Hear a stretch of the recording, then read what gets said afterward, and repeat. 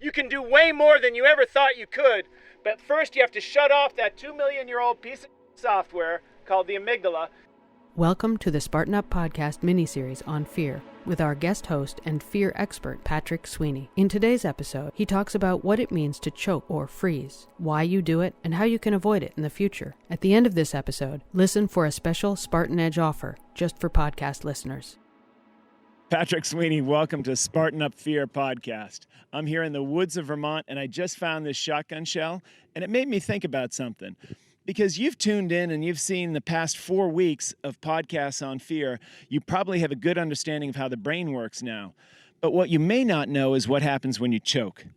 Have you ever had a situation where maybe you had to do a presentation at work, maybe you bet a buddy on sinking a 5-foot putt, or maybe you asked some hottie out at a bar and you did the thing the kid at Baywatch did, like that?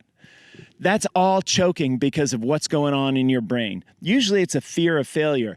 There are a few things you can do that'll make sure you never choke again. Now that you're starting to build a life of courage and starting to use fear as fuel, if you want to make the shot every time, no matter what the shot is, it can be something as simple as throwing the javelin during a Spartan race, which my wife used to choke on all the time, or if it's something like giving a great presentation to a whole bunch of people for work. That's happened to all of us. But there's a simple routine that I've learned over the years and through some of my neuroscience research. I actually learned at the Olympic Training Center. So I spent 6 years training for the Olympics in rowing, and I was second in the Olympic trials. When I was out at the Olympic Training Center one year, I ended up meeting a woman who was the first woman, her name was Terry Banke, to represent the United States in shotgun shooting. She was a trap shooter, and she competed with the men because there wasn't a women's class at that point.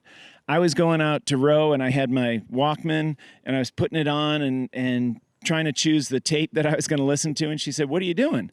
I said, "Well, I've got a 2-hour practice where I got to sit on the rowing machine. It's really boring, so I'm just going to listen to some music and relax." And she said, "Well, why don't you go dancing instead?" And I said, "Well, practice makes perfect." And she said, "No, it doesn't. Perfect practice makes perfect." So the first step, if you want to go through a life of not choking and performing under pressure, the first thing you have to do is practice. And when you practice, it has to be perfect practice. What Terry meant by that is every stroke I took for 2 hours should be exactly like a stroke I'd want to take during a race. Not just go through the motions of doing something to get the workout in or to check the box off, but actually doing something the way you do it when it comes to game time. This holds true for whether you're doing a presentation and you want to practice that and not choke, whether it comes to maybe doing part of the Spartan race. My wife had trouble with the javelin throw the first couple of times, and she'd just choke up and ended up doing burpees until she started doing perfect practice.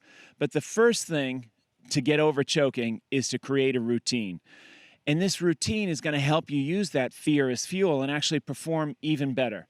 So to get there, it's pretty simple, but it's not easy. Like so much around courage and using fear as fuel, what you have to do is come up with a routine that you do before every single, whether it's a game or every single practice or every single presentation. Do the exact same thing. So your body and your neurons become accustomed to being in that situation. And it doesn't feel like pressure. And you may remember some famous athletes. Noma Garciaparra, who you could probably remember from Boston, was famous for all the whole routine he had of adjusting his sweatbands and gloves and everything else before every time up at the plate. So much so that people gave him a hard time about it. But just knowing that routine, knowing you do the same thing, like if you go back to putting, knowing that you take 2 warm-up strokes, tap one side of the ball and the other side, and then you putt. It's always the same. So your mind doesn't elicit a stress response because it's seen that so many times. The amygdala doesn't try and hijack and take over in that fear response. So even practicing in front of a mirror like you would.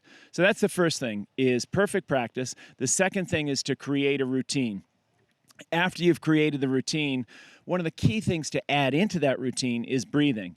Because using your breath lets go of the grip that the amygdala often has on the sympathetic nerve system, and it releases that stress. So you stop producing the stress hormone. Another great trick is to smile. So most people don't know that smiling actually has a grip on the sympathetic nerve system as well. In fact, they did a study at Harvard University where instead of telling people to smile because they didn't want them to think happy thoughts, they just wanted to find out what was causing it, they gave them a chopstick, kind of like this, and told them to put it in their mouth. And that flexes the 42 muscles in your face. And they found people who were doing that had an 80% reduction in cortisol when they were shown scary pictures in a controlled environment. So just smiling and breathing before you, as part of that pre-game or pre-workout routine, is a really easy way to make sure that you're using fear as fuel and you don't choke. And lastly, most importantly, just think of an objective. My youngest son, Declan, is a hockey goalie, and he goes through practice, and he's really focused and concentrates a lot and thinks about raising this elbow or deflecting the puck that way.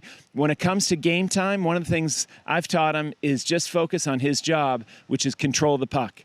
So if you only think about the objective and you don't think about all the little things that you have to do when it comes to game time, that's another great trick to keep from choking. So those three things allow you to put some of the neuroscience to work and have much higher performance next time you're underneath the gun and want to make sure you have peak performance and give your absolute best. I'm Patrick Sweeney. Thank you for tuning in to the Spartan Up podcast. There's a whole series of these and some great information out there. Make sure you subscribe, tell your friends about it. And by the way, there's an educational series coming up on fear where you can learn more about the neuroscience. So keep an eye out for that. Want to learn more about fear? The fear guru, Patrick Sweeney, is one of our Spartan Edge experts. Spartan Edge is an immersive online education experience built to help you live like a Spartan every day in every way and in everything you do. With courses like plant-based nutrition, fear as fuel, Spartanology, and Spartan Boot Camp.